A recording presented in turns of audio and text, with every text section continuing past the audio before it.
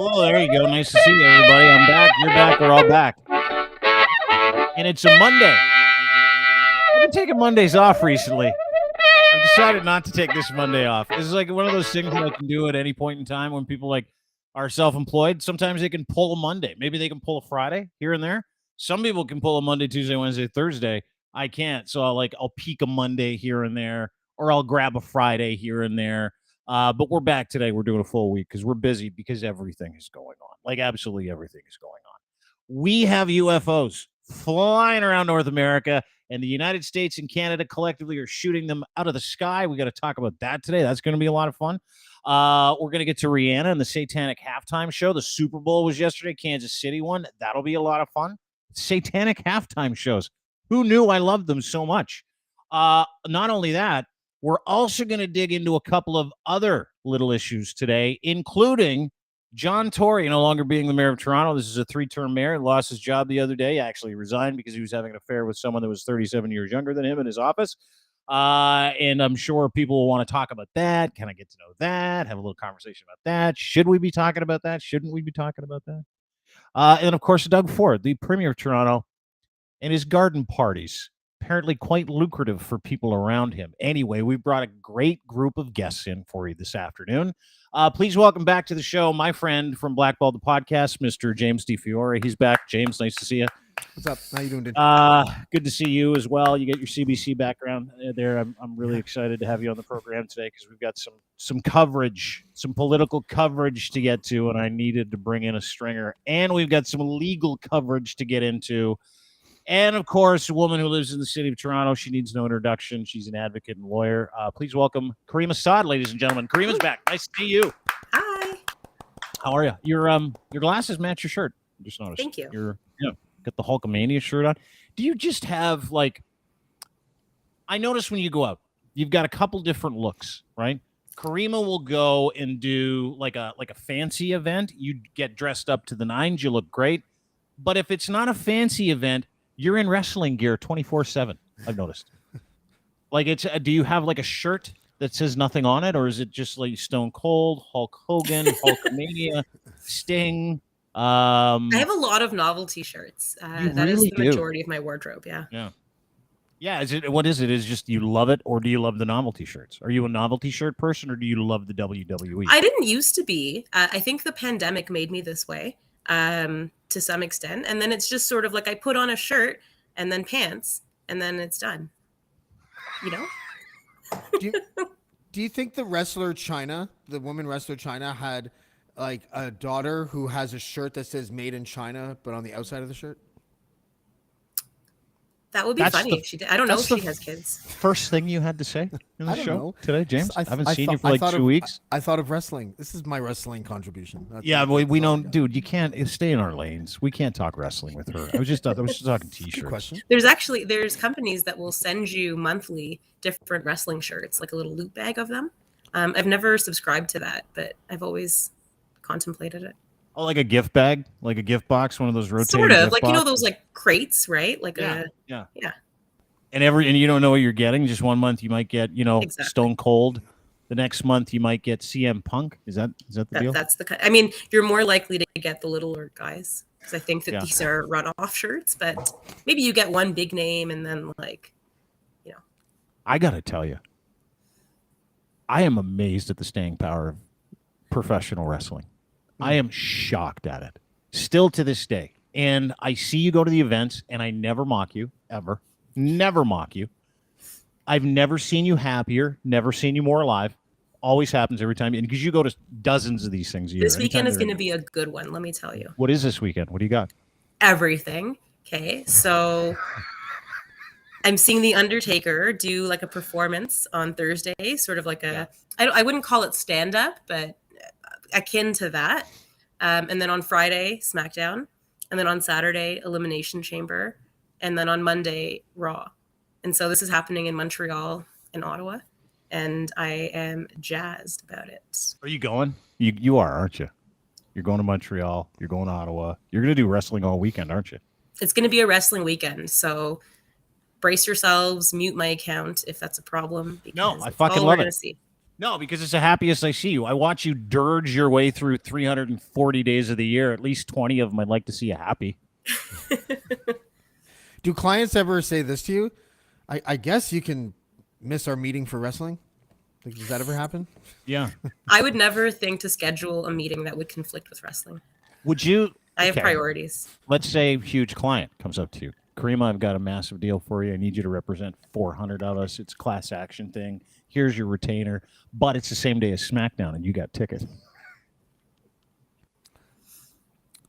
I don't know, man. Can we get an adjournment?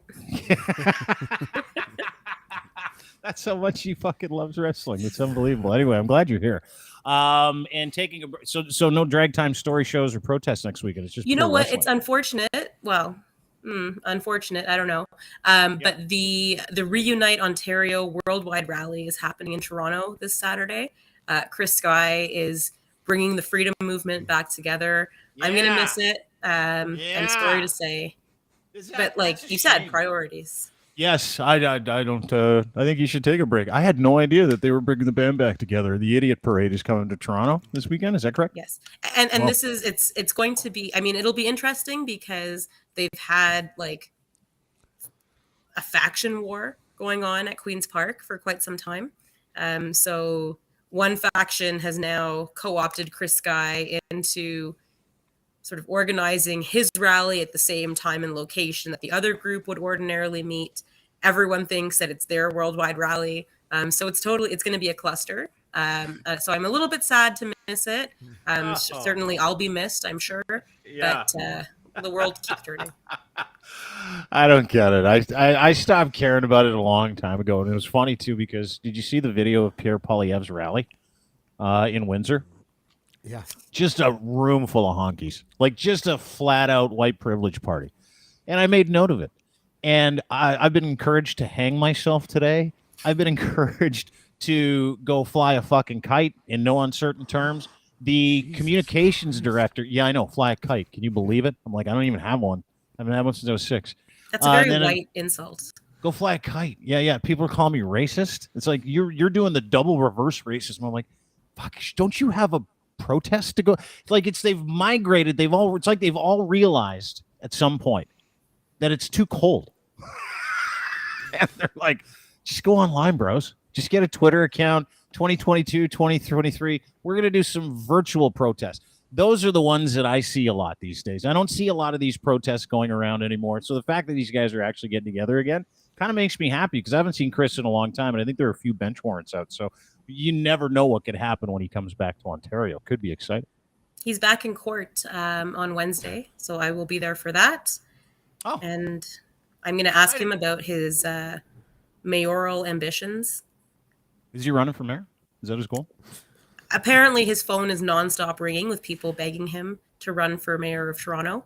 He has offered himself. He says, he doesn't care where you're from. You don't have to be from Toronto to donate to him, which, oh, yeah. Faith Goldie might have some input on this. So it should be good times. And I'm going to ask about his platform, obviously. Yeah. Maybe they just keep on making fun of the whole horse thing, and they keep on where's your mayor? Chris, where's your mayor?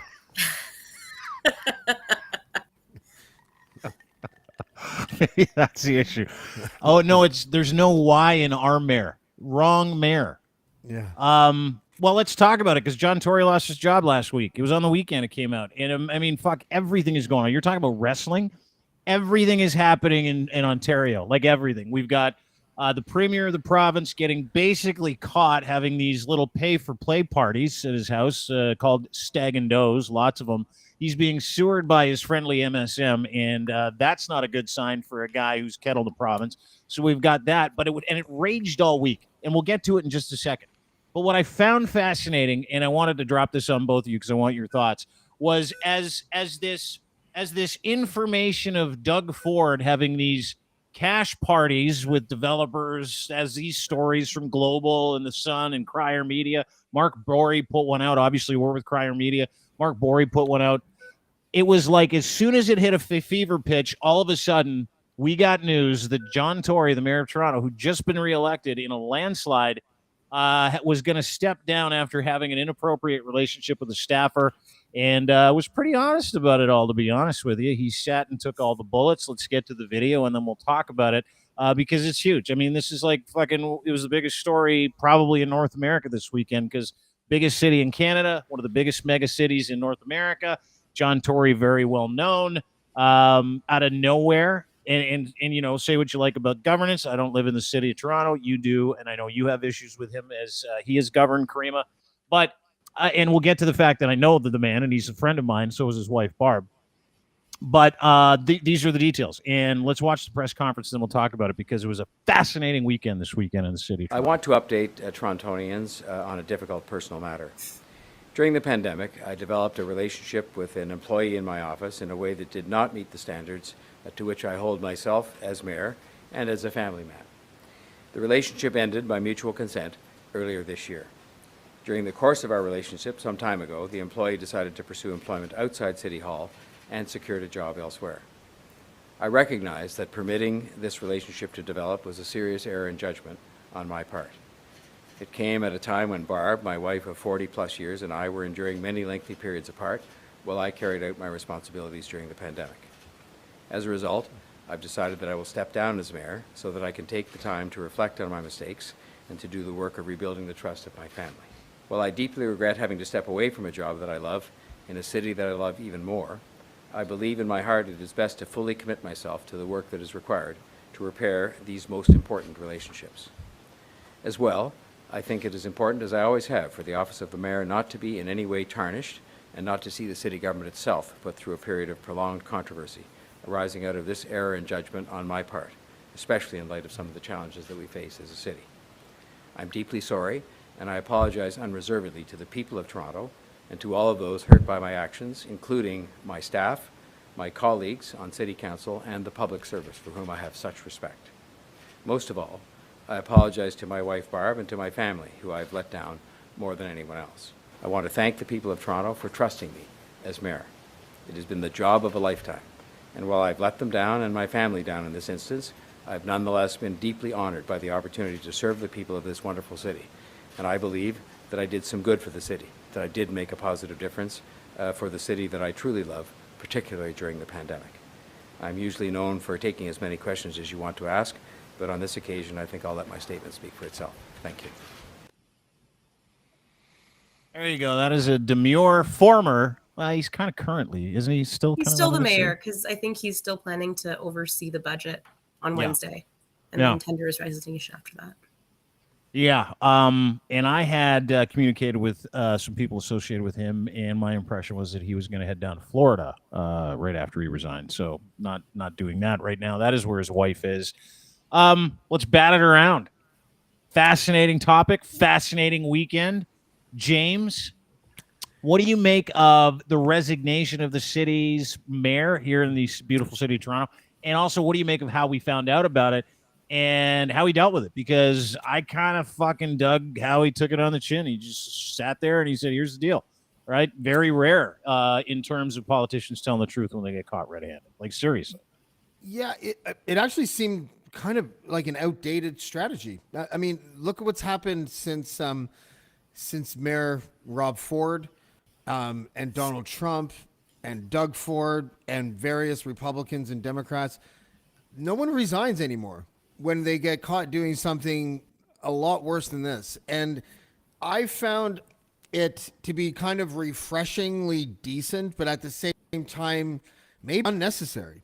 Rosie DiMano wrote a piece for the Toronto Star just talking about how he shouldn't have resigned. And listen, I don't know all the facts behind the scenes. I don't know whether or not he should have. But if it was just on the affair alone, I don't think anyone cares anymore about extramarital affairs. I don't think it's a reflection on our trust of that person as an individual. You know, they used to say things like, well, if they'll cheat on their wives, then they'll cheat on the people of this city. Yeah, I don't think so. I don't think that's true. So I feel like there might have been, I would like to know how the story broke. I would like to know who called the Toronto Star and who that source was. That would be nice. Because Tory was like, he wasted no time. He got ahead of it. He resigned immediately. that makes me feel like whatever the worst part of this story is, we still don't really know about it yet. That would be my guess. Yeah, no, there's more to it. Caryma, your thoughts too, because you live in the city of Toronto. James does not. You are municipally engaged. I am not. And you've been following this cat around. But, I mean, there's so many different opinions as to what it is that, he should have done, or whether or not he resigned in good faith, whether it was an embarrassment for the mayor's seat, blah, blah, blah, blah, blah. But how it played out, I mean, there's weirdness afoot here too, right? When it comes to news cycles and stuff like that, I'd love your thoughts. Yeah, and the timing of the announcement, as you pointed out, there was this build-up and momentum about Doug Ford, and then out of left field, this story appears, which, to my understanding, it was in the works for quite some time, and there was escalating questions and pressure from the Toronto Star, and it seems to me that in an effort to avoid the circus that followed Rob Ford, this was a preemptive measure, whether it was done in sort of a gallant way to try and protect the other person, or as James alluded to, is there to come that we don't know about? It's hard to say. I personally, I don't think it's the affair issue that is, I don't know, it's whatever. That's the 21st century, but there's obviously a power imbalance when you have a mayor and a staffer. So I think that's something to examine.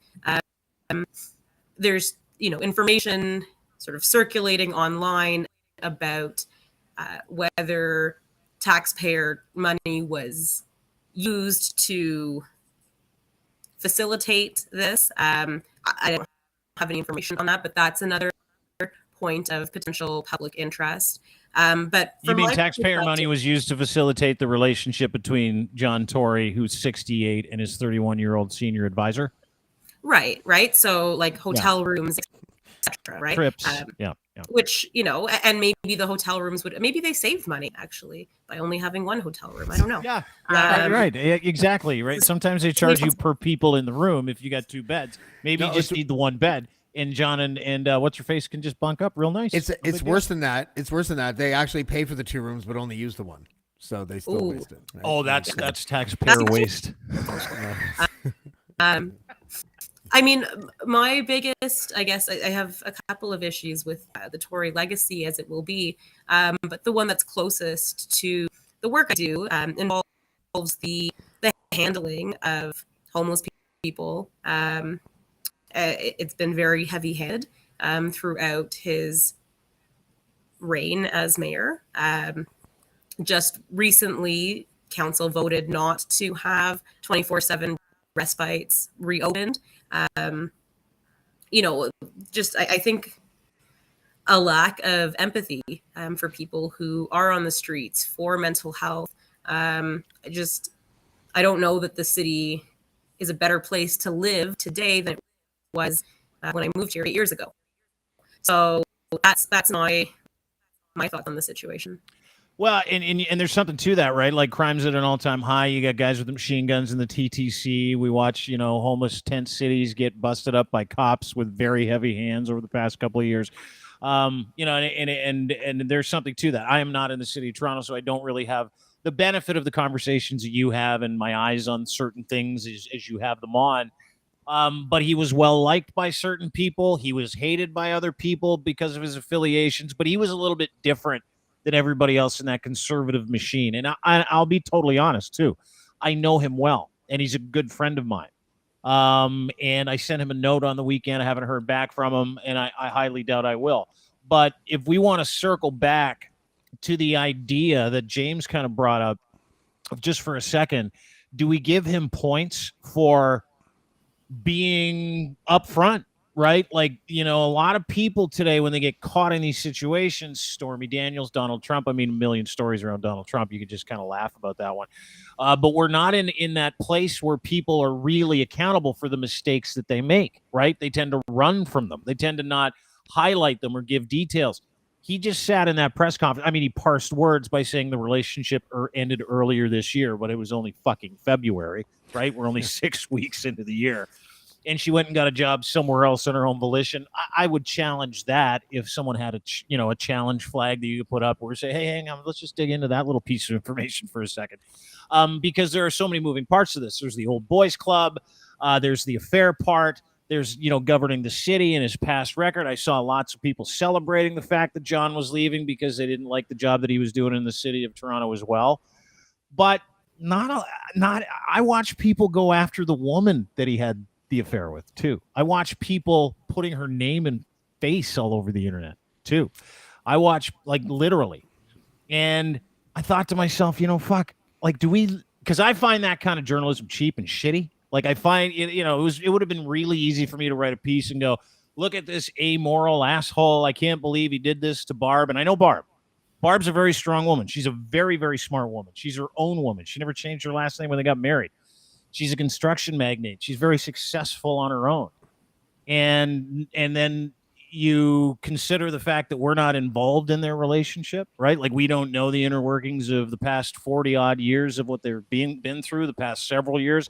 I have it on good authority that she wasn't keen on him running for a third term.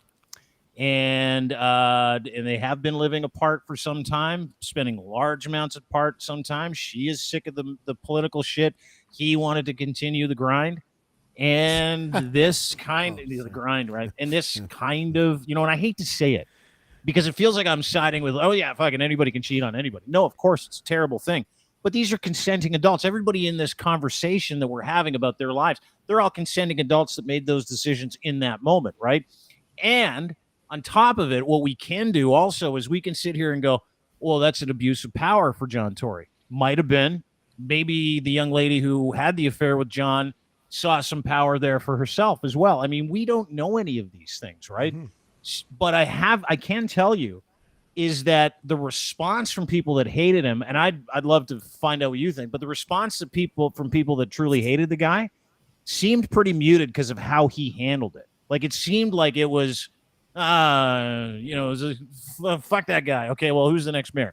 And everybody's kind of moved on since then. Like, nobody's really digging for information. Whereas you look at a guy like Doug Ford, that story's going to go forever because no one's talking about it. No one's admitting anything. No one's giving any information up. They're just running away from it, right? So I found the dichotomy of both of those huge stories in the news cycle really interesting this weekend. Like, super interesting. Yeah, I think John Tory harkened back to when politicians used to, and we used to give them shit for doing it like that too back in the day, when they used to stand up in front of a podium. Their wife was usually about 3 feet behind them, 3 feet beside them. They looked like this, like they were standing by their man, but you can tell that they were going to do some figure wagging when they got home. A lot of them, you find out in hindsight, you find out long after the fact, cut a deal with their husbands where it's like, fine, I'll stand there. I'll be that wallflower for you. And then they make deals. And so people think that Hillary Clinton got like one of the greatest deals of all time when she stood by Clinton the first 6 times that he had to admit something, right? Like, and so, but what made this one different is that she wasn't there. And I found that he like, I mean, we're giving him kind of accolades for doing what all of them used to do when they got caught. The difference here, I think, is that he did a crisis management thing where he kind of got ahead of it. And sort of gave them all the information that seemed relevant and then resigned. So now there's no red meat for anyone to go. Yeah, it was within 2 hours, wasn't it? Like, it was within 2 hours of him finding out. And I don't know the details, James. I think you might. Like, the details of when John Tory found out this was going to be a news story in, I believe, the Toronto Star. Within 2 hours, he quit and dealt with it. Boom. They probably gave him about that much time before they were going to release the story. I would imagine that's like how almost exactly how Patrick Brown got outed, and almost the exact same amount of time between the story breaking and him resigning the first time. I don't know if you recall that, but it all happened super fast at the same time. It was like out of left field, which is the same thing as this. That's what they do. I'm a little surprised that there hasn't been more focus on the woman. To be honest with you, I just feel like our press is like that. I don't really agree with it. I have not once tried to Google her name or find out who she is. I don't really care. But I am a little bit surprised that there isn't a lot more media outlets putting her face on the front pages. I'm just surprised. That's usually something that sort of comes along that's par for the course with this kind of stuff. Well, I think her name's online. Like, I think her name and her picture. Oh, like, it is. I've watched people share. But are it. you not Well, surprised that you haven't seen a front page with like his face and her face? You know, either the Star, the Sun, the Post. Is whatever. that like new Shark Week territory for people? Like putting up I the think- picture of the face of the 31-year-old that had an affair with a 68-year-old mayor? I like to just look at the difference between how good looking she probably is and how not good looking he is. I just love seeing that. You know, It's stark. It's very stark. Yeah, like remember Kinga Surma? Kinga Surma and Doug Ford were rumored to be having an affair, and you looked at them side by side, and you're like, and you just imagine them having an affair for 20 seconds. It was enough to just make you laugh or throw up. It was amazing. Like,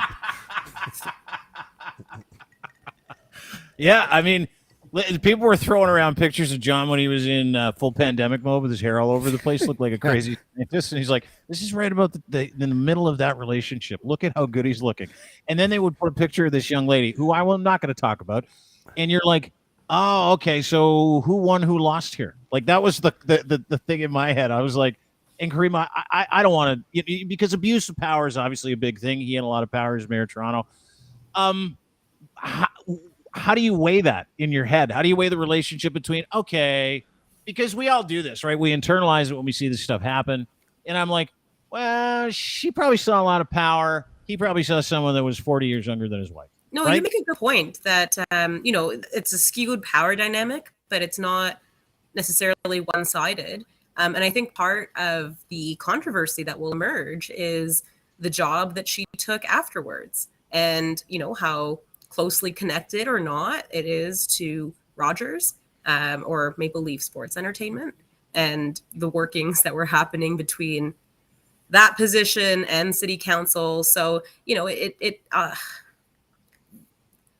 that comes with the territory when you have this kind of relationship, and it may be unfair. It may be that everything was merit-based, but this undermines it, and that's just them's the breaks. So, I don't know if more will come out or not, but I was a little it surprised will. to see John Tory even allude to the fact that she got a job on her own volition. It's like, oh, why is he telling us that? Because I think that was a pressure point. I think that was a Yeah. pressure point that the Toronto Star had on him, and it's one that hasn't probably been fully explored What do you mean because pressure point? Like something that they were going to dig in that For sure. article? Or yeah, explain Yeah, that. for Like, sure. you mean like out him as a guy that said, okay, you can't work here anymore. We need to break this off. People have found out, so I'm going to get you a gig somewhere else. That kind of thing. yeah. Depending on where she landed. If she landed somewhere where like exactly like Caryma just said, MLSE or Rogers or something like Well, that. that's where she or- is. I mean, like Caryma said it. It's a fact. It's out there. She works. At it's Maple Leaf reported. Sports I'm not Entertainment. I'm not trying to out anybody, but that's just Oh, she does what work. it is. Yeah. Okay, well Yeah. then of course that has to be looked into. It has to be. How did she get the job? How did she apply for it? Now it has to and look, he kind of opened the door to it.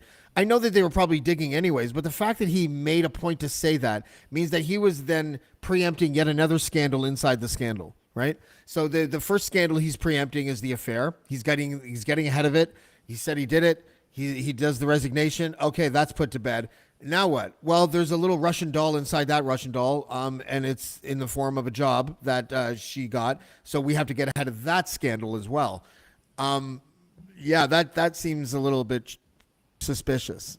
Scandals in a scandal? Are you saying there are scandals inside this scandal, gentlemen and ladies? I am Ladies saying and gentlemen, that. is that what you're saying? Yes, that's what we're saying. Feels like it, dude. Like it, and you know what? It's weird because I know the guy, right? And I've been through the process of being very unpopular for something that you've done or said. And I'm watching this happen to him, and I'll tell you something. It's fascinating. This guy's been nothing but good to me. John Tory was nothing but good to me. And I remember when I left the Edge, he was the first guy on the phone. Not only did he call me, he called our president at the time. He called these shareholders, like the fucking chairman of the board of the radio company that I worked at. And he's like, don't fire the guy. You're going to lose all your money. He's like an ultimate peacemaker. He's a conflict guy.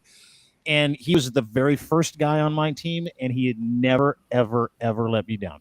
Wow. Never once. And he didn't have to do any of it. I didn't ask him for a thing. He just felt like he should get involved in helping a friend. because he's one of the most loyal human beings to his friends I've ever seen. And I can tell you this, I was shocked by it. I was shocked by the announcement, and I know to me. I mean, no, it was an important clarification, and I'm not even disagreeing. I'm happy to hear all that. Yeah. Thank you very much. And because I haven't kind of been swinging in any of those circles for the past several years, it took my breath away, right? Because I used to see Barb and John together. If Barb was out, John was out. If John was at an event, Barb was at an event. If John was doing an interview with us, Barb came with him. Because Barb was his biggest fucking hero. She was his champion. Barb is like the backbone of that entire Tory family, and a lot of people don't know that, but it's true. So to embarrass that woman the way that she was embarrassed and to stand there like that, and I mean, we can talk about reflecting on what we've done and trying to build trust. That was a very genuine, like the man that I saw there, I've broken bread with him. I've spent all kinds of time with him. The man that I saw in that video is crushed by what he did, like crushed. And you know what? And I said this in my article. Fuck. Well, he did it right. Like he was the guy that did the stuff. So you pay the piper. And consequences are not foreign to most people, and they shouldn't be. But you know, you get what you give. The decisions you make will dictate what happens in and around you. He made a decision to bang a staffer. Right? Yeah. And you know not what? a great decision. And then he made the decision to, I guess, call it off a few weeks ago because he got found out and he knew trouble was brewing, my estimation anyway. And then they hustled her out, which is old boys club shit. I mean, like to your point, James, there's still a lot of fucking meat left on this bone to kind of try and figure out what the deal is, right? Plus, yeah, and it looks like they were together for like 2.5 years. Like it wasn't like that's not a short relationship. Also, I mean, I look, I don't feel bad for John Tory, but I kind of can slightly sort of identify, like, I mean, if you cheat on your girlfriend or wife, they don't forgive you for that, even if they say they do. So he's in a position right now where he's like flushed away 40 years of marriage. I don't know how happy or sad he is about that, but that's his new reality now. So, you know, maybe for people that are actually heartbroken about the stupid decisions that they made, maybe stepping down is a good thing. Maybe it would become a distraction if he stayed on because he would have been torn up over it. I don't know. That's just me thinking out loud, but because I would be. I don't think I'd be able to. If I didn't want my relationship to end and I had a stupid affair and I was like, oh my God, I just fucked my entire life, I couldn't do a podcast, never mind sit in the mayor's chair. Do you know what I mean? Yeah. My mind would be full of mush. I'd be so stressed out all the time. Yeah. And here's the thing. When you do something wrong publicly and you get your PP slapped for it, I would say for a good year after that, every time you go out of the house, you go out of the house as that guy. You don't leave the house as the mayor of a mega city with a, you know, expansive political history who did this and this and this. When he walks out of his house, he walks out of the house as a guy who had a 2-year affair with someone that was younger than all his kids. Right? Yeah. 36 years difference, 37 years difference. And dude, last week we were talking about, and Caryma, I knew you weren't here for this. We were talking about Leo DiCaprio's age difference with his girlfriend, who was 31 years or 29 years. And I'm like, at what point do you start going, hey guys, this is creepy? Like, I would say 36 years is slightly creepy. I could be wrong. It feels creepy. I'm not saying he's creepy. I'm saying that age gap is another thing where you're like, yeah, what are you doing, dude? And to her too, what are you doing? Like, there's a whole bunch of what are you doings. I'd love to sit down and go, okay, tell me what you're doing here. What was your thinking? And on top of that, does nobody play like risk math anymore when it comes to decision making? You know, does anybody else do that? Where you're like, I could go and do this, but let me just play the risks of how this could end up. Like if I was the mayor of the city of Toronto and a 31-year-old young lady came on to me and was like, I think you're the greatest. I want to get down. I want to boogie with you. I think you're great. I would go, hang on a second. I'd get out my risk math calculator and I'd go, lose my wife of 45 years, half all of my stuff, be a pariah in my neighborhood, lose my job, destroy my reputation, be basically a provincial, maybe national joke, somewhat of an international joke for a while, give away all your reputational capital that you built in the business that you work in. or have sex with a 31-year-old. Like, See, to I'm me, 46. It's easy. I do risk math every day of my life. And when I do the risk math, it's easy for me to go, I don't want the stress of standing there going, oh, guys, you caught me having an affair. And she's 31. That rough handle that you know how you like to talk about the smooth handle. That rough handle smells like exclamation because she's so young, right? Like it's just.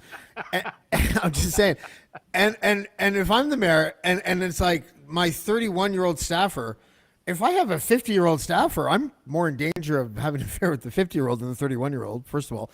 But second of all, you know what would be really amazing if just one day we would see a guy in John Tory's position go to a press conference and just be like, I'd just like to announce that I've began an affair with a staffer. And I just want to let you guys know. And we're going to be heading on to London in the next couple of days. And if you have any questions, just let me know. That'd be hilarious if they just tried to like Costanza it and just couch it as if it's all good. Like that. Well, that's kind of what Ford's doing though with his garden parties, is it not, Caryma? Isn't that? This is just a wedding. It's just a personal wedding with my personal friends. What's everybody's problem? 1,000% cleared. We're good. It's Gucci.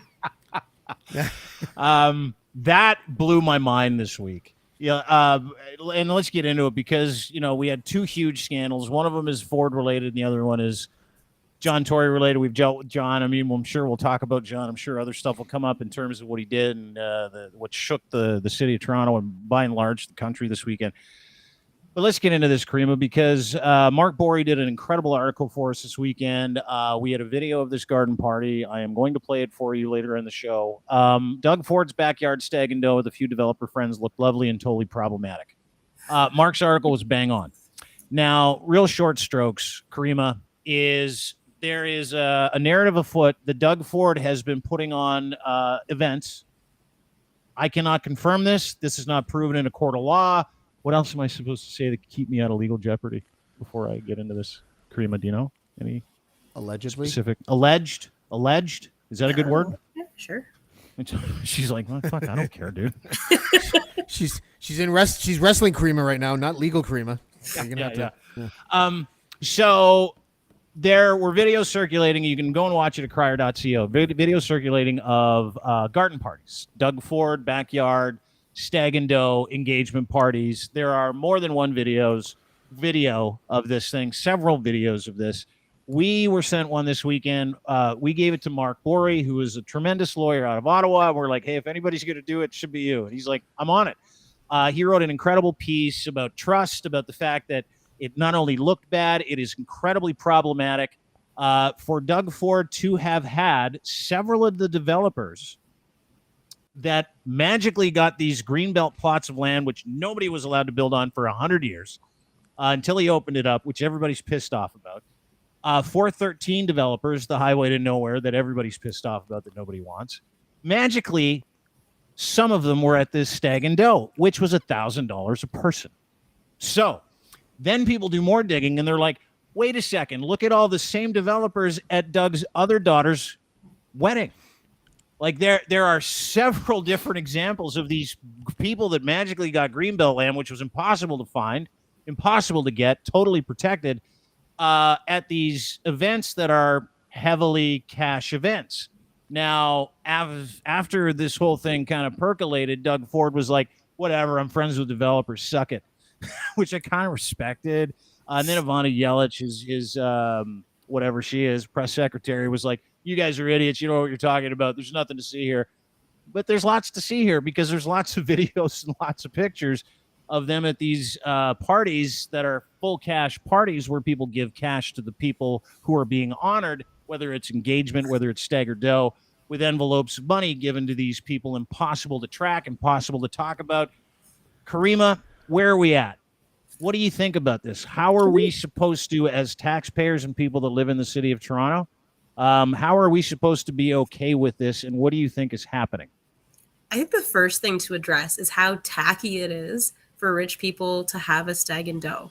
Like, that is insane to me. Yeah. I thought it was an engagement party at first, and then someone corrected me.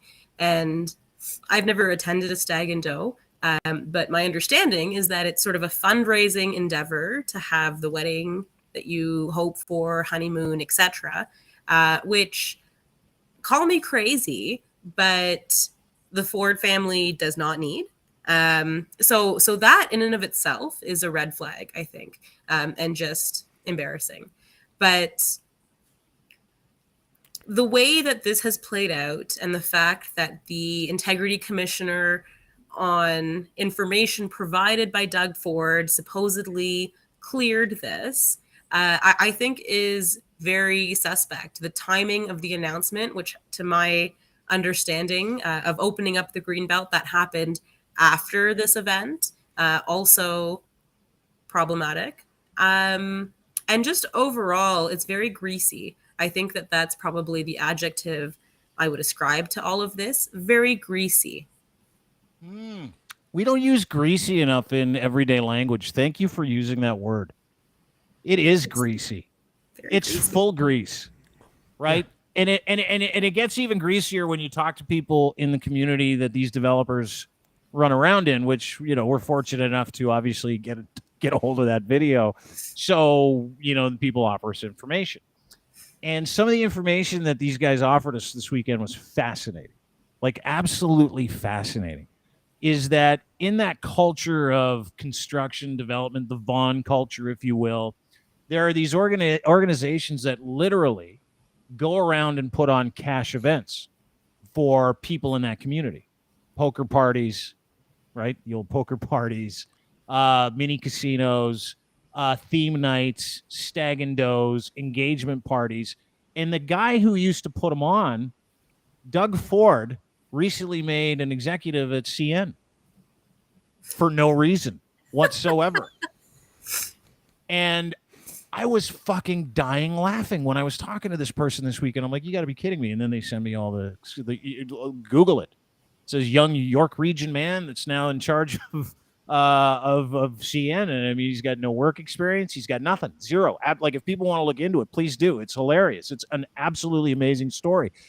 But it's hilarious how there are so many things that touch this that have corresponding articles of young men or young people that have been pointed to these incredible positions of authority and wealth at the same time.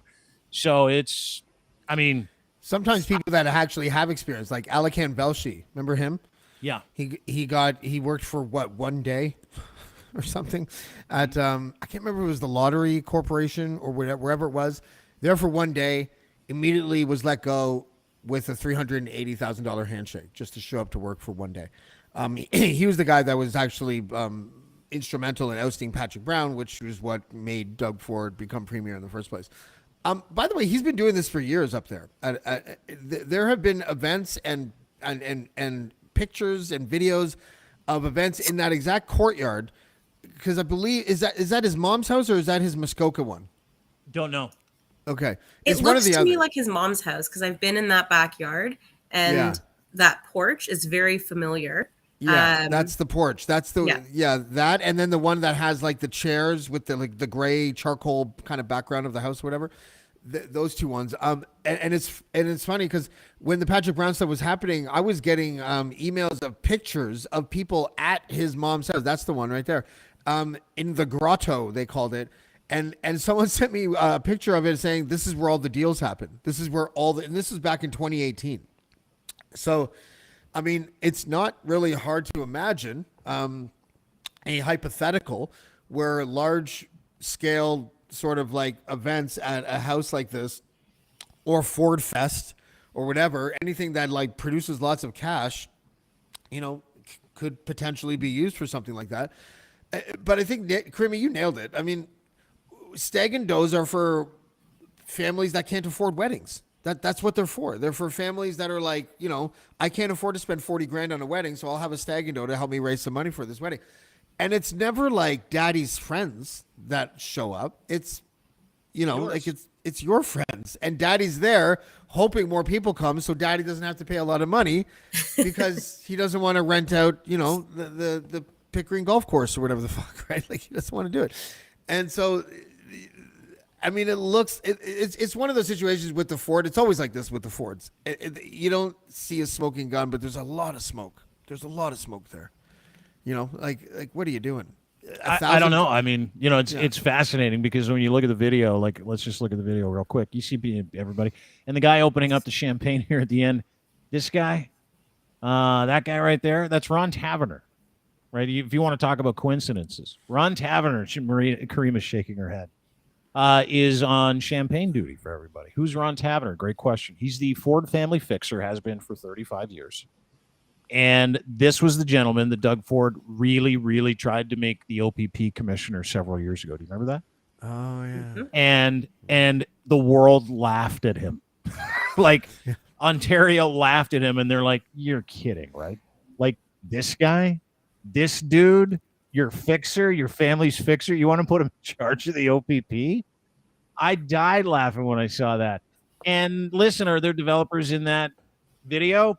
Apparently there are. Am I the person to tell you which ones they are? No, but you can go to crier.ca and check it out. If you know any of them, there you go. But there were, and Doug Ford did admit to having developers there, which, going back to what we talked about with John Tory, it's the opposite of the way that he dealt with it, right? He basically, because the impression I get from Doug is that he's basically telling us, and his office are basically saying, don't worry about it. Caryma, they're saying, don't look into it. Don't worry about it.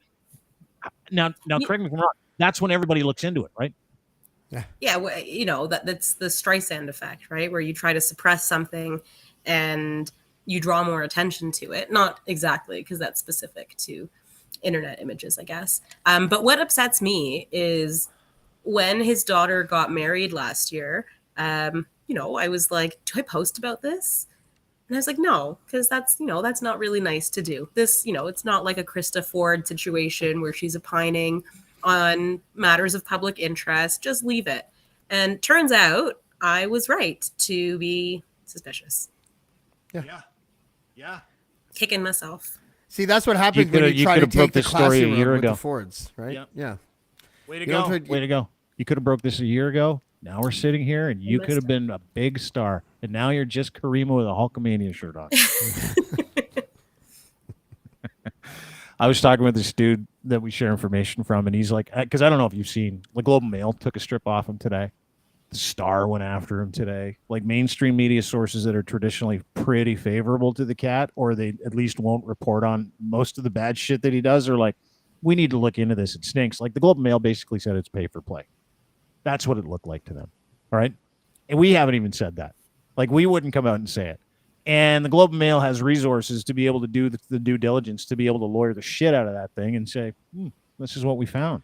So I expect this to get crazy over the next 2 weeks. James, do you remember when it was just the appearance of a conflict of interest that was enough?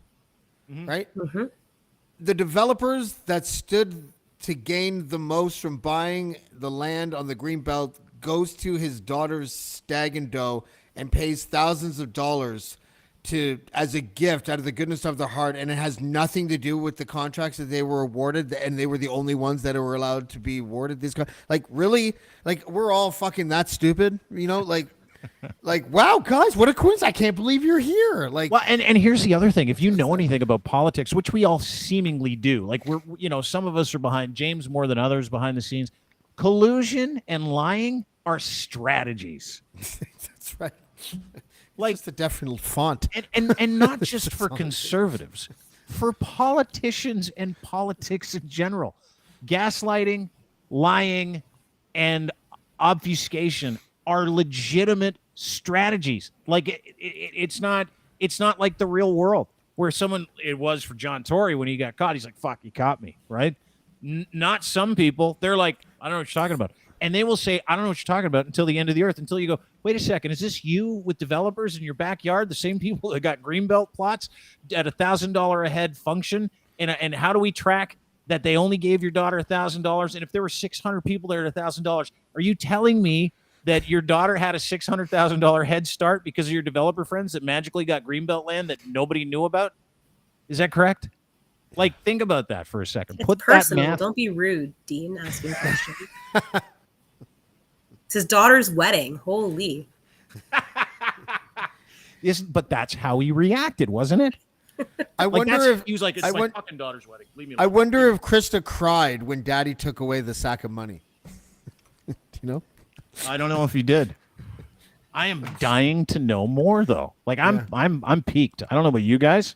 This is one of those stories that way better people than us are covering now, right? Oh, but wait a second. You don't think that like the scandal is that the daughter got the money? Like the scandal is that that money ended up with Doug. Would be my prediction of why. Like it wasn't just like, oh, daddy's little girl needs 600 grand. Like it's like, oh, daddy's little girl is gonna have a stag and doe, and this is how we clean money, right? Isn't that really? That's what people are saying. I mean, and I have nothing to say that would dictate whether or not that would be true or false. But isn't that, Caryma, isn't that generally the narrative that people are starting to curate out there in newsland? Aren't they saying, let's talk about money laundering for a second? Because that's come up, right? And that's how it happens, right? It's like properties purchased in mom's name or in daughter's name or in son-in-law's name or whatever. Not proper, like I'm not talking specifically here, but that's a way that it happens. So immediate family, red flags if there are buttloads of cash being handed over with zero transparency or accountability. Zero. That's the fun. That's the fancy part to me, is that if you're the premier, you have to give the impression that you are above board, right? Like, I don't have to give that impression, and I would never do any of those things if I was in that position, right? Never, because I know that is a fucking, not just a red flag. You're inviting scrutiny, right? How many of these things did he have? I've heard several. Yeah. Can't confirm. One of the rumors that's running around, because some of the people that quit at iPolitics over the story, this story was spiked about a week and a half ago, which created the big mess. And you can get into Mark Borey's story and you can read all about it. But I find it incredulous that this government can continue to look at us and go, don't worry about it at this point. Like, that's really the part that I can't fucking They're believe. shameless. They're absolutely shameless. Like, Wait, that's, can you tell me, we're all what's the like iPol- projecting a sense of decency onto Doug Ford that simply does not exist. Yeah. What's the iPolitics angle? What, it was spiked? Yeah. So Mark did a great story on it. You can go read it at crier.co. But effectively, this story was going to get published, I think, a week and a half ago. It was put through from the folks at iPolitics, Charlie Pinkerton, Jessica Ross, I believe is her name. They were the editors trying to get the story going. There's a whole bunch of rumors about it, but these are the short strokes. It got spiked, even though it got lawyered real well. They were planning on doing it, and the guy who owned it, Paul Rivette, was like, we're not running the story. Let's stop talking about it right now. Now that this whole thing has come out, because Colin DeMello then went and grabbed the story and ran with it for Global, did actually a pretty good job, depending on how you feel about him. I could care less. It doesn't matter. Information's there, and I think it's an insane story, so we got to talk about it. But that's when everybody else started going all in. Like, as soon as Global did it, that's when the Globe and Mail came out, I believe. And then after the Globe and Mail, it was the Toronto Star, if I'm not mistaken.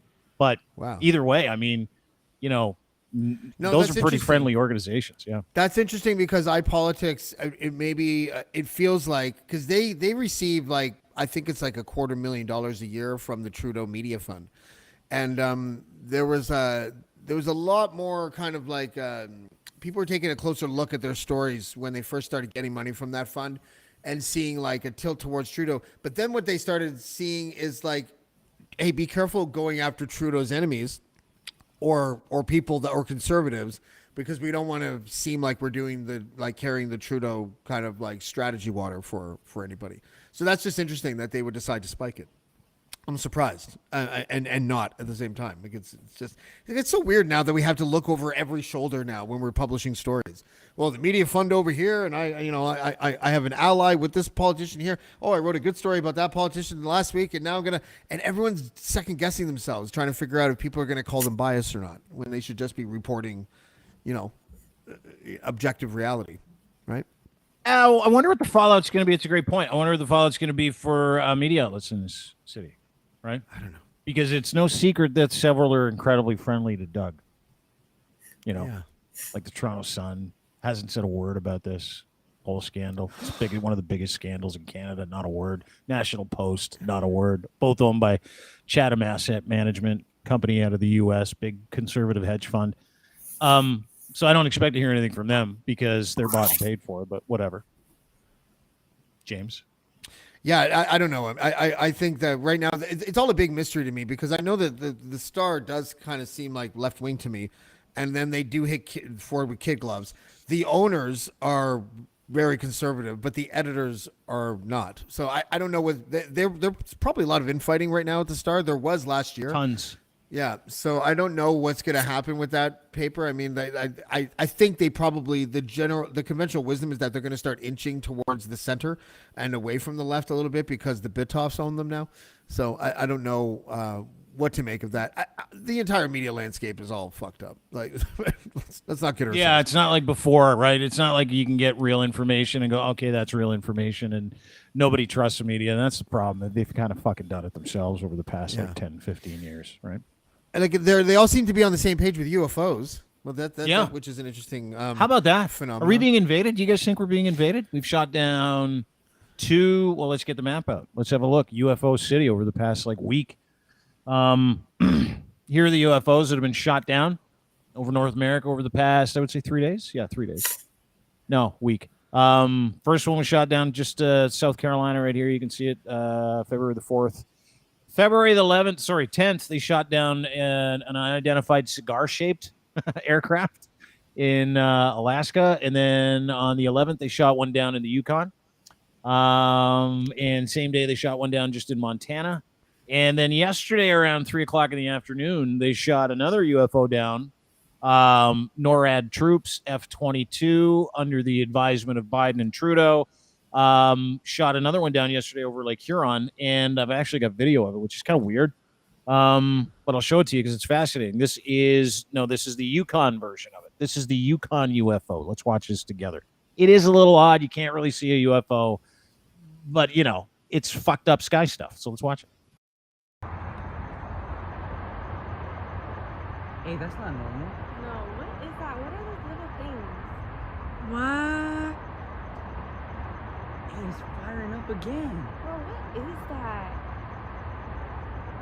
What the Are they fuck? bombing? What the fuck is that? Dude, I have the chills right now. That's crazy. Bro. I don't Neat, know huh? what that is. Yeah, I don't know what have it is no- either. no- Nobody knows what it is. Do you guys know what it is? Have you been following this, Caryma? You've been following UFO City? Not really, Invasion? just kind of No? on Twitter. What do you mean you're not? You're the only This is what person in it- Canada. It's not like I know. whatever. They're either going to come or they're not. I don't know. It's not really a warm reception if it is aliens. I Right? know we're blowing them out of the sky. It's like terrible idea. There's no way any of those things were aliens, and I'll tell you why. First of all, we've had what millions of UFO sightings, right? Like or something. We've had even like Air Force fighters in the States, try to chase them and everything like that. You never see. I mean, to shoot them down. I mean, that would be like all of a sudden the aliens, like perceived strength would just plummet, right? Like they could just got shot down by our F-35s, just like for no reason.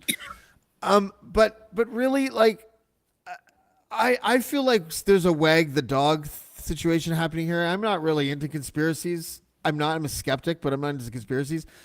But the language that politicians are using seems deliberately vague, and deliberately vague in a way where they kind of want us to wonder. And that bothers me.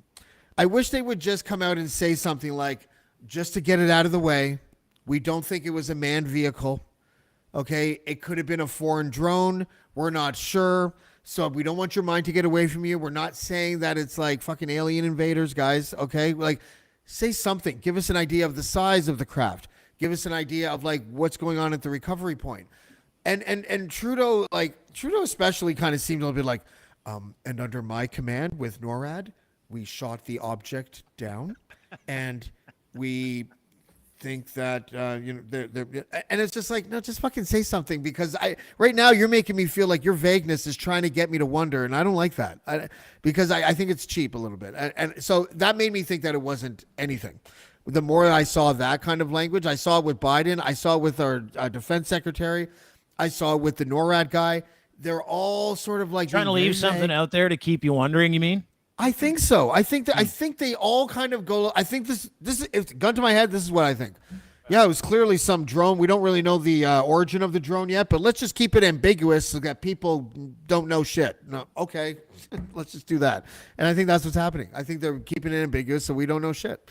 It's kind of funny though that the second time, the most plausible like story of a UFO comes out, once again a weather balloon shows its face somehow. Like 70 years after Roswell, we're back to weather balloons, you know? It kind of makes you wonder if the aliens themselves are the ones that are like, let's talk weather balloons. When we go down there, let's get the Chinese. Thinking it's a weather balloon. Yeah. Well, to that point, some details about the wreckage that they're trying to uncover. The one in Alaska, they said didn't have wings, didn't look like there were any humans on board, and it was cigar shaped, flying at about 60,000 feet, pretty high. The one over, and let's just have a look at the map, and we'll go over it again. The one over the Ukraine. Yukon. This morning, Yukon. This morning, there was a report on CNN that I read that said the one over Yukon appeared to be balloon-like. Anita Anand had said that too, appeared to be balloon-like. Same with the one shot down over Lake Huron yesterday around 2:00 in the afternoon, apparently. So to that point, you might be right. Still exciting. Like, part of me wants to see aliens. Like, if it is aliens, I'm like, part of me wants to drive to like my super religious born again Christian family member's house just to see the look on their face while they're watching the news as their entire belief system gets shook to the ground. That's the only way I would be like, yeah, this is great. This is great, because now all those Christians would be like, wait a second, we're not alone. Like, like, wait a second, we're not, everything we believed is wrong. Like that. I just want to see the look on their faces when the aliens come out and go, hey, we're actually God. How you doing? Yeah. Nice to see you. Maybe, do you ever Stop shooting me down. Yeah, fuck, relax, guys. Stop shooting me down. But they're saying the reason why they're shooting these things down is because they're presenting a threat to civilization on Earth. And we don't know what that threat is, which would be really nice. But if these are aliens, I don't think we should be shooting these guys down. I think we should be making friends with them. I think Russia and China are pranking us. I think Russia and China are pranking. I think Russia's like got these little drones that they probably have that they're sending up in the air. I also think that it's a little the timing of it is kind of weird, don't you think? Like, it's just I mean, I don't want to get into like conspiracies on this media strategy release of this type of information, but it does seem a little odd that the Chinese spy balloon or whatever you call it gets shot down, and then all of a sudden out of nowhere all these things start happening.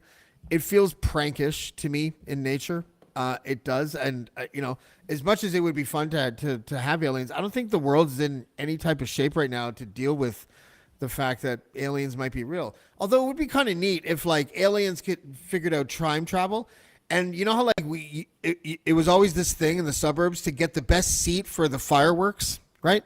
When you went to like the baseball diamond to watch the fireworks and you wanted the best seat on the hill outside the outfield.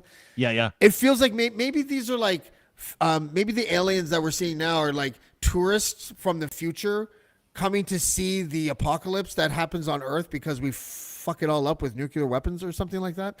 Or train derailments that causes nuclear winters and shit like that. Do you guys follow the trail derailment thing and all that? Yeah, the one in Ohio. Yeah. God, and so there's so many stories right now that want to not be on the front page. Maybe aliens are just like, you know what? It's time to fucking take that entire planet out. Maybe that's it. Maybe they've been watching us and they're like, between QAnon and the double down at KFC, it's time, right? Maybe that's it. Maybe they watched the double down. It's a meat. Yeah, it is. It's a meat sandwich. It has bacon and ranch sauce in the middle, and the two buns are pieces of fried chicken. It's delicious. It's delicious. But maybe the aliens are like, these people are going to kill themselves. We need to do something right now. It could be maybe Queen Romana's family visiting. We don't know. Yeah. Oh, that's right. I haven't heard about Queen Romana in a long time. I heard there was a warrant out for her arrest, actually. Like a bailiff was. Yeah, she's encouraging murder again. Oh, is she encouraging people to? I didn't know that. Has she been saying that? Has she been talking about has Queen Romana been talking about the aliens? Not to my knowledge, but I don't follow her so closely. But entirely, these are relatives. Maybe I don't know. Her alien relatives? She herself is an alien being. So Is that what she says? Is that what she tells people? yes. What kind of alien? Does she say where she's from? Yeah, she does. It starts with an A, and I forget because I try not to pollute my mind with too much nonsense. Huh. Yeah. She's I still fail around, huh? routinely at that. Yeah, me too. I take so much in. I'm like, I need all of it. I had no idea that she was purported alien. I had no idea. I just thought she was someone that came here from the Philippines and just kind of grifted her way into an RV. I had no like idea. Curian or something. It was a strange name. Anyway, for another I just thought she was this cute little Filipino immigrant with no discernible skills that managed to con her way into having a lifetime supply of sardines in someone else's ride. Yeah, that sounds about right. That's all. I had no idea. I didn't know that. She had Fascinating. belly, got out of control. No, she's insane. I didn't know that. Fascinating. Well, it's all coming together now. If I was her, I'd lean into this huge then. Right? Yeah. Where's her Like if she- grifting prowess, this woman? Like, Yeah. Like this is a prime time opportunity for Queen Romana Dadula to get her people to send her more money to fight the alien invasion or to build a landing pad to welcome them to Canada. Right? You build a The aliens would just leave if that was their welcome party, and I was an alien. I'd be like, You got never her. mind. This doesn't like even if it is aliens, are you any of you guys concerned? Because we haven't been in this kind of fever pitch of like we're shooting shit down we can't describe in the sky over Canada and the United States, right? Poland, Well, they shot one down yesterday too. If Independence Day taught us anything, you're not supposed to shoot at the alien craft. You're supposed to let them assemble, Right. so they have us cornered, and then they start to exterminate us. We talked about this a couple weeks ago. I remember saying to you, hey, remember UFOs? How come no one talks about UFOs anymore? Yeah. And then here we are 10 days later, and there's UFOs everywhere. Being inundated with UFOs. This is your fault. Yeah. No, it's not my fault, but I am. But the worry that I expressed then, I'll express now, though. I'm a little worried about how divided we are. And if the aliens end up taking the side of China or something, or North Korea or something like that, and human beings, instead of becoming united against the aliens just pick a side, you know? And then because like the COVIDiots did over the past 3 years. well, sort of, but don't you think the aliens would like probably not side with Western nations, considering of all the colonialism and slavery and all the things that we do? I feel like the aliens themselves will be colonial, and if they come, it's to harvest phew. us or our resources. So they're not going to be like allied with the colonialists on Earth, because that would be better for some of us. Yeah, we really would be.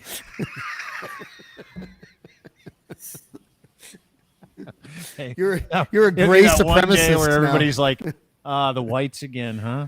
Yeah. I mean, there are theories about your people, but we don't Oh have no, any. they're probably all true. Actually, Yeah, they're I'm probably. just gonna say that they're probably all true. I was having a fight with people today on the word white privilege. People don't understand what white privilege is. They still don't. They have no idea. But I'd be interested to know if it aligns with alien privilege. That'd be fascinating, wouldn't it? Gray privilege, whatever. Gray privilege. Yeah. That's what Fox News calls it. Is it gray privilege? Is that what they call it? I think so. yeah. Old white guy privilege. No, I'm I always thought fascinated. I always thought that privilege really a better way to explain privilege would be to like, because all of my friends that are not white tell me the same thing when I ask them to explain white privilege, and they all say the same thing, and I'm like, okay, so there is a universal sort of accepted response, and usually it's white privilege is explained by people of color about things that white people don't have to deal with that people of color certainly have to deal with. That is mostly the answers I get. And they're big things like institutional racism that won't allow you to like move up from into generational wealth, like just moving up the sort of like wealth ladder or whatever, getting bank loans, not getting picked up by cabs, and not getting or getting approached as if you're a shoplifter in a store and all that kind of stuff. And I remember saying to them, like, or at least a couple of my friends, so really, like, you should have the privilege of not having to deal with that. So instead of stripping white people of our privilege, what should really happen is that everyone should have the same privilege, so that no one can be seen as having privilege at all. Does that make sense, Caryma?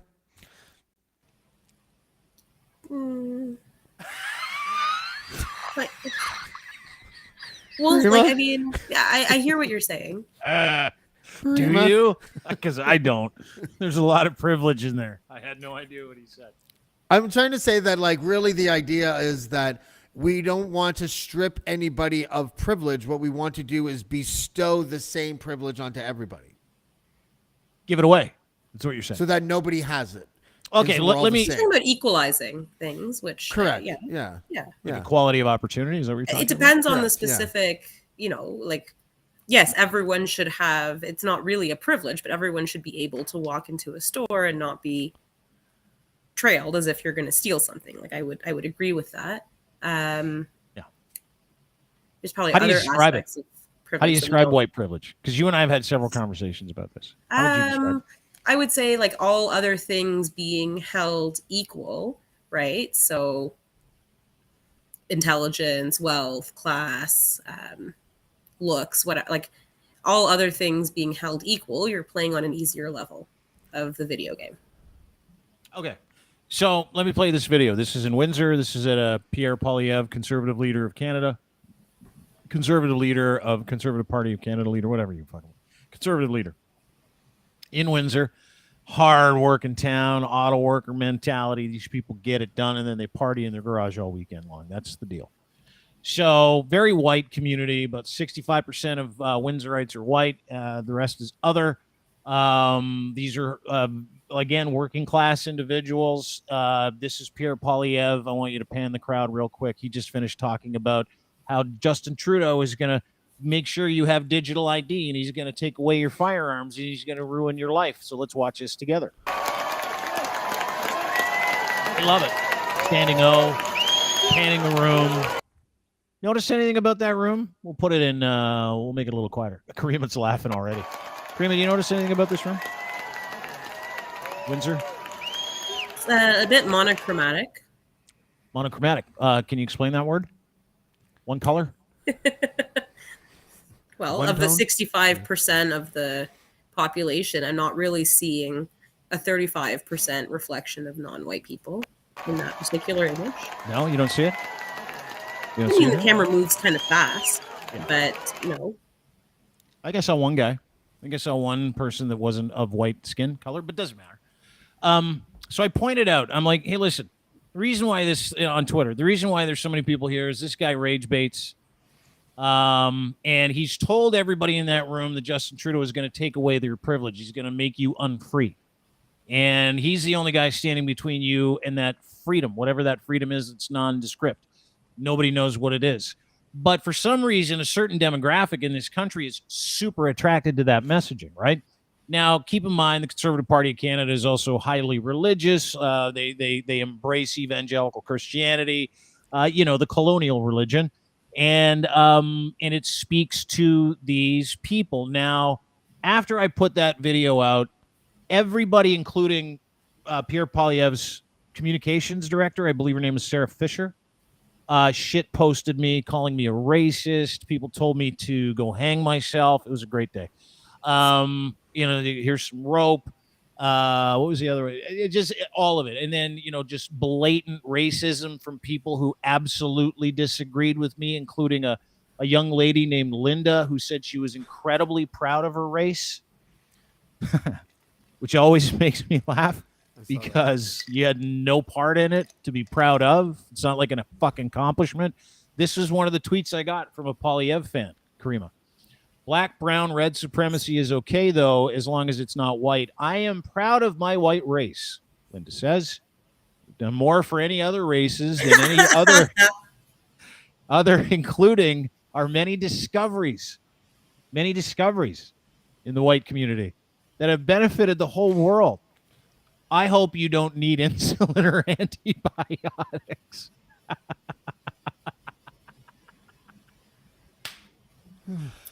In a way, white people have done the most. But is it good most? I don't know.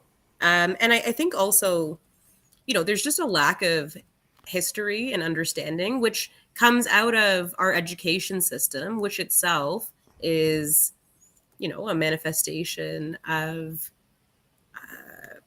preserving whiteness, right? So we don't really learn about the accomplishments and achievements of other cultures, like the number 0 comes in handy at times, for example. That wasn't, Europeans. And I'm not going to list everything because it's not like that's not, but You don't want to point out that math was invented by Muslims? You don't want Well, to point you out know, the it's just- language I'm was just saying, invented like, by Muslims? there's- Algebra was invented. You don't want to point that out? Invented by people in the Middle East? No. But we don't learn that in school, right? We don't learn that in school here. Just like people didn't really learn about colonialism or how genocide was carried out in North America. It's very selective. So these types of comments come from a place of ignorance, and that's like the remedy to that is, I guess, education, but it's sort of a chicken and egg situation, because how do you even get to people who have already formulated their worldview around them being kind of the normal ones, the superior ones? I don't know where the pride in their skin color comes from. Yeah. Like, and it's not because as people are asking me that today over that tweet that I put out, including that fucking idiot Sarah Fisher. Aren't you proud of your skin color? Proud of your people? People literally fucking asked me that. Aren't you proud to be you? I just want to clarify as well. Like, and when someone else said to me, most- you hate yourself. And I'm like, holy fuck, where are these people coming from? Sorry, I didn't mean to interrupt you. No, when I said doing the most, I mean things like late stage capitalism and like slavery as a like As an that industry? most. Not great. Not great. No, listen, we haven't invented very much. Yeah, Maybe you we'll are. I mean, but like that's polio just vaccine. world civilization, right? Cultures intermingle, whatever. Yeah. Last couple of 100 years have been a bit rough for everyone else. We have. I mean, we have the. I remember being a kid. You remember being a kid and watching like, or a teenager and watching like American History X, and then watching like a Black Panther documentary or something like that, and noticing just a visceral instinct that when they were chanting white power and they were chanting black power, it was not an equal thing that they were shouting. One was scary and one was a struggle. And there was a very clear difference. When you're the race in power of your country, or say, so we could even use like Saudi Arabia as an example, if you don't want to use just white people. But like when you are at the top of the power heap in your country, and you're the one shouting for your power, that is like tyranny. And when you're another sort of like race of people inside the power structure that belongs to a different race, you're struggling. It is a totally different context. And those people like Linda and whoever that person is that handles Pierre Poilievre's communications, those people don't seem to understand the very different starting point that those statements come from. And that's what I find really bizarre about it. Like when a black person is like going, black power, they're not saying, let's keep everything that we have and keep everyone else down. You know what I mean? They're like, let's get things equal. And when you hear white power, then that's like, let's keep everyone down. It sounds evil. You ever seen skinheads say white power and chant? It looks evil. Like it looks fucking gross and evil. But when a Black Panther Party says it, it does look like they're struggling for rights. And I think that when you don't see that nuance difference, then I don't even think you're worth talking to about the subject. It's like, what's the point? You know? Oh no, you're not. And in case in point, I don't know how many people told me today to go back to Africa. Oh, because we all started there. I guess I don't know. You don't like it here? Go back to Africa. I'm like, what do you fucking go back to Africa? Like, what, I guess, James, if I can go back to your point on privilege, just like the most irritating manifestation of it that I experience is people who are mediocre just really overestimating themselves and their abilities vis-a-vis someone who, so white people who are mediocre, overestimating themselves relative to non-white people who are objectively better at whatever the skill in question is, whether that's, a job skill or, whatever the case is. That's an example of privilege where that mediocre person tends to have an easier time climbing up the ranks. So you need to be exceptional to get half as far. That's my experience with privilege. Yeah, and I think that you're correct. There are some organizations that push too far back on that. Like I've told this story before. I had a dinner party years ago, and there was a couple there where the wife was from the CBC, and I joked with her during dinner where I was just like, it's like, I've applied for the CBC a lot of times, but I've never even gotten a call back. And she's like, well, you're a straight white man. Why would we call you back? That's what she said, right? And at the time, I remember thinking, oh, I'm like, are you joking? She's like, no, I'm not. Like, I'm not supposed to say this, but like, we have a directive. So there's certain organizations that sort of reach too far, and they're the ones that draw the ire of the white people like Linda, who are always like, but what about the CBC not hiring James? It's just like, they're probably right not to, Linda. Relax. But isn't okay? So that digs into a bigger issue, right? Caryma, you talked about experiencing and seeing the other side of white privilege, right? As a woman of color. What is that? What was that? How did it manifest itself in your world? And how does it manifest itself in your world? I mean, I don't know how to put it differently, but it's people who are mediocre, hitting above their weight, not because of the talent they bring to the table, but we're more comfortable around so-and-so, or, they know this person and therefore right. So there, and I guess that's a bit of nepotism. But like it happens in the legal field all the time. I'm sure it happens in journalism as well. And the phenomenon that James is describing is, an overcorrection to that. And like, what do we do to become more merit-based? Well, as long as the people at the very top are still a homogenous group, there's no solution that will not be inadequate. Yeah, I see it. I mean, I didn't see it because, and you and I have talked about this before, is if you're friends with the right people in this country or in certain industries in this country, if you're friends with the right people, your life it's a lot easier. Like, things are just way easier. You get friends that give you a little bit of a bump here. And I watched that with this weird relationship with Pierre Poilievre and Jordan Peterson, right? Which really kind of proves my whole point, is all those people that were in Windsor that are attracted to that messaging of, they're going to bring an immigrant in to do your job in Alberta. They're going to bring an immigrant in to take your job on the line here at Chrysler. They're going to bring someone in. So to them, right, to them, it's like, wow, fuck, like, I got one guy sticking up for me. His name's Pierre Poilievre. And to that point, the ratio that we saw in that room wasn't 65% white. It was 100% white. And when I was challenged on that this morning, I was reminded of this video where Pierre Poilievre was talking to Jordan Peterson about what makes him such an incredible communicator in these conservative circles. And I mean, it's right here, isn't it? Let's watch it together. What makes you credible on the hope front, do you think, in terms of what you're offering and who you are? Because I speak clear, plain language that makes sense to people. So, I'm a believer in using simple Anglo-Saxon words that strike right at the meaning that I'm trying to. I've never even heard that expression before he said that, ever in my life. Because it's not a thing. Anglo-Saxon language is not like the English we speak today. So that's just a straight up dog whistle. The only time I've ever heard that phrase in some... Sorry.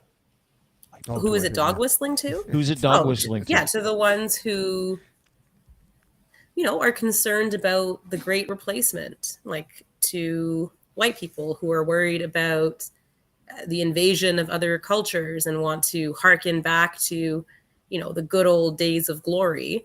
But again, without really a basis or understanding of history. It used to be a good Simpsons quote. It was, "You could trace my roots back to when the Anglos met the Saxons." Like that was the Simpsons quote, right? And then now this guy is like, "I use Anglo-Saxon words," and it's like, what? What does that even mean? I don't know what that But it's means. hilarious because when I pointed out that is the man who is kettling white privilege and telling you you're losing yours, right?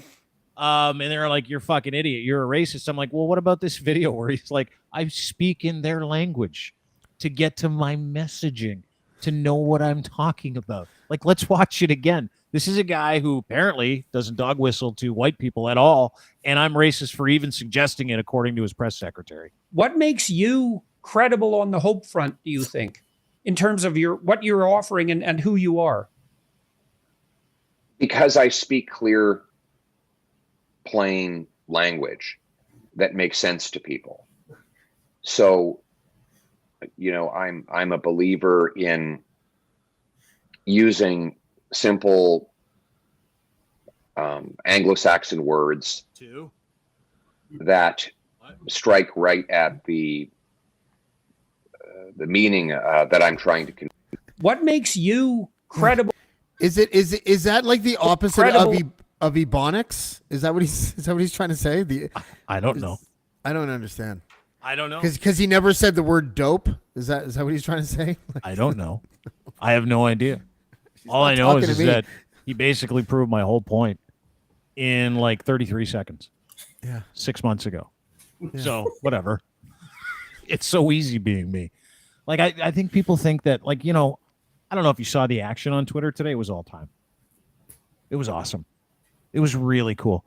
And I got a tweet from some guy. He's like, you brought this on yourself. I'm like, dude, I haven't noticed this since this morning because I'm busy.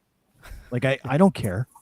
I could care less. I'll continue to say these things and continue to play these videos because he's a terrible human being that represents other terrible human beings who want terrible human beings to run this beautiful country of ours. So, Dean, you know what you remind me of? You ever been to a salmon farm and you feed them? Yeah. You like throw salmon in the top of the tanks, and all of a sudden all you see is and like thousands of them just like come up and eat, but you just walked away, so you didn't even see it. No. You just threw the food in and just walked away, right? It's like a mix of that and cool guys don't look at explosions, right? Yeah, that's let right. Cool guys don't let it be. look at explosions. Yeah, they may get hit by it a little bit and jolted towards the sunset, but they don't look, right? No, I don't look. So it blows up and I walk away real slow and light a smoke. That's my MO. That's what I do. That's what I do. right. It's never been any different. By the way, speaking of which, and yes, I am pretty good at it. I take great pride in trolling anyone and everyone. Like, I can't stand Justin Trudeau, but this is the second moose shirtless moose riding video I put up. Trudeau shot down 2 UFOs over Canada this week. Here he is riding a moose to your mom's house. James is like, this is Dean's best work. I felt that too. It really is. It's so funny. I spit juice out everywhere. I was drinking. Put it back up for a second, and I was like scrolling through. I just finished. I don't know if I was writing or whatever, and I was like, I'll take a little bit of break. Oh, let's see what Dean wrote. Oh, this was yesterday. Trudeau shot down 2 UFOs over Canada this week. Here he is riding a bus to your mom's house, and I just spit juice everywhere. I couldn't believe it. Oh, man. And I was going to even write more. I was going to this is Dean's best work. See how he... And I was like, no, just leave it right there. Just leave it. Let it go. Yeah.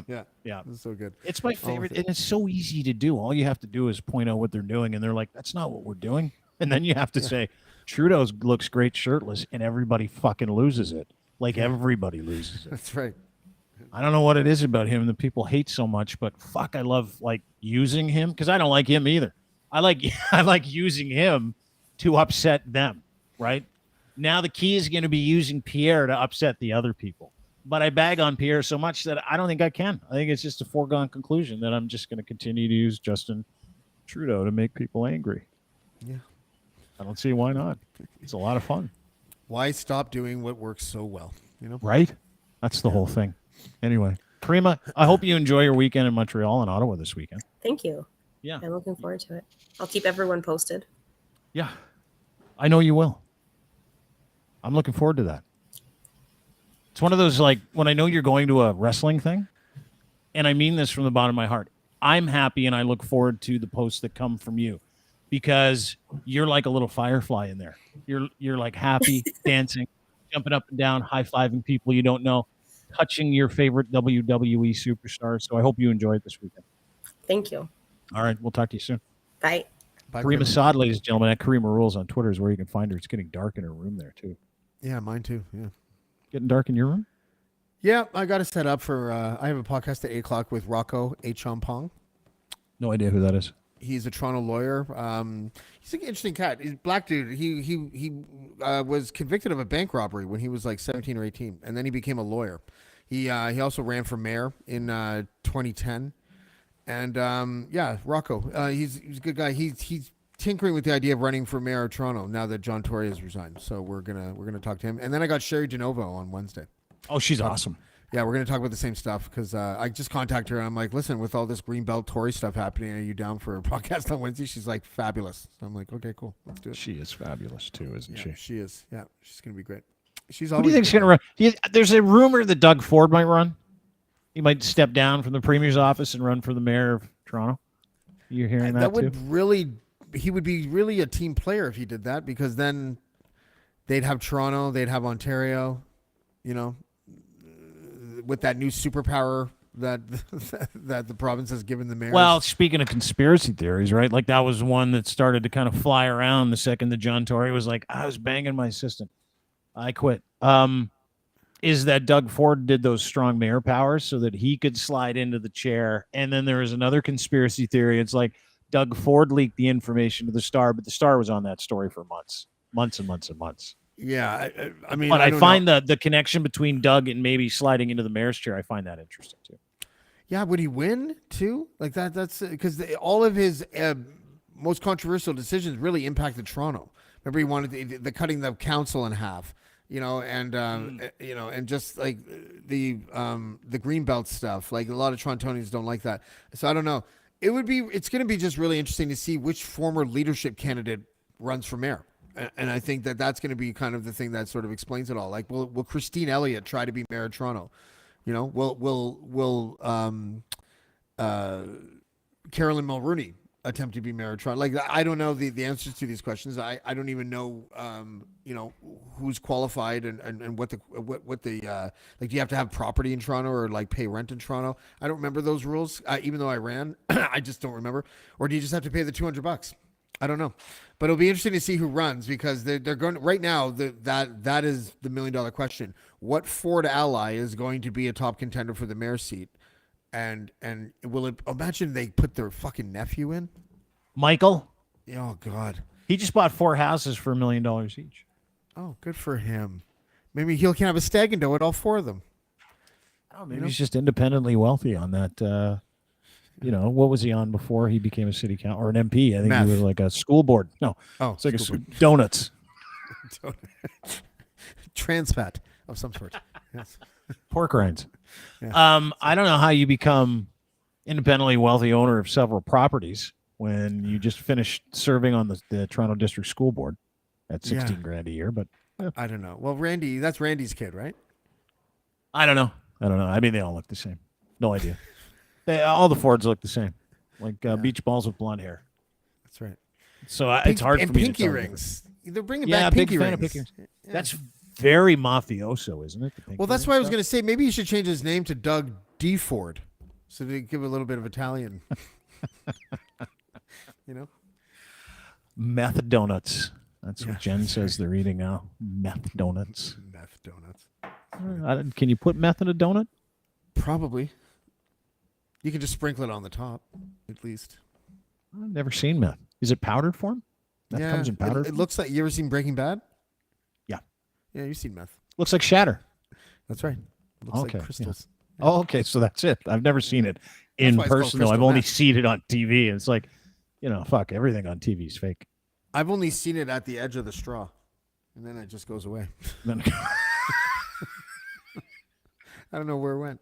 up your face, I think. I think it went up your face. That's right. Okay, blackballed tonight. 8 o'clock. Mayoral candidate. You're going to be chatting with him 8 o'clock right here on the network. Great to see you as well. Blackballed the podcast. Go and subscribe to it anywhere you get your fine podcast. That is my friend at James D. Fiore. Great to see you today. Thanks for helping me Great to wade see you, through that bud. stuff. It Thank was you a lot very of much, fun. man. Have a good one. We'll see you soon. I like trying to make sense of things at the same time. I mean, hey, it's fun to shit all over things all the time and crack jokes and generally just entertain ourselves. But I learned a lot today, and I appreciate you being here for that. Thanks, buddy. Well, I appreciate you having me. Thanks, man. I appreciate it. Anytime. Talk to you soon. Cheers. James D. Fiore, Blackballed the podcast. Give him a follow at James D. Fiore on Twitter as well. That's it for us. Have a great day, everybody. We're back tomorrow. No Lochlin this week, but we will see you tomorrow right here, 4 o'clock. Don't forget, you can download and subscribe every single thing that we do. If you go to crier.co, again, Crier Media now at crier.co. And thanks to our friends and sponsors at Cantork. We're going to hear from Colin this week. He'll be on the program. He's in Fort McMurray this afternoon, as a matter of fact. Beautiful downtown Fort McMurray. But Cantork makes torque tools, torque wrenches that nobody else can in this world. And they're the best at it in the world. And they are in Canada. So if you're looking for a loosening, fastening, bolting solution, these are your guys. And they're in Canada, so you can't go wrong. Cantork.com. Colin's your man. Railroad, nuclear, heavy equipment, mining. It doesn't matter if you need a giant torque wrench, nobody else makes it, or yours is broken, or whatever the situation is.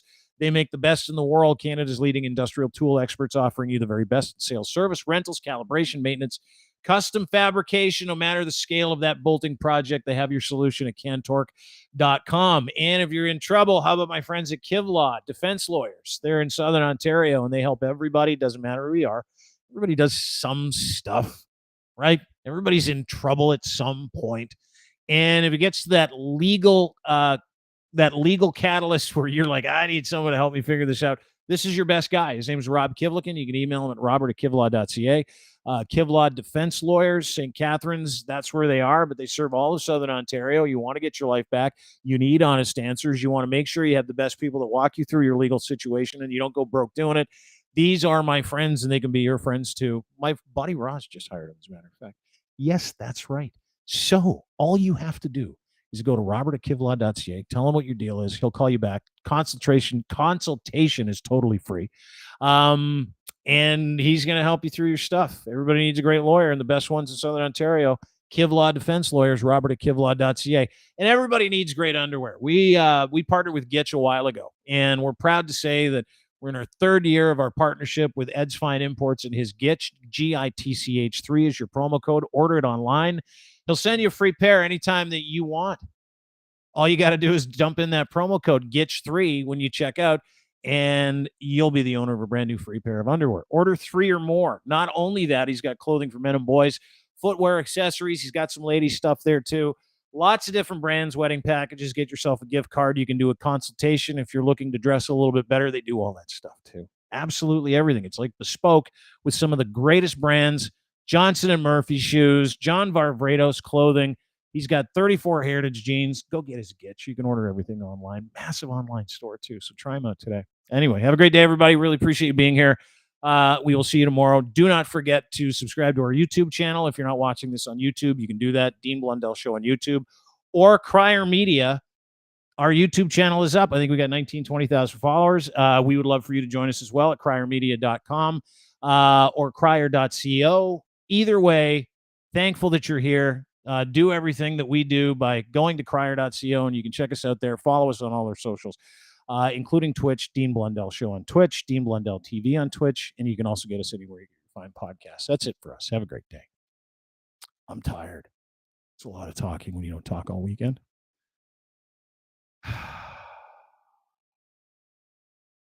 Here's the extra.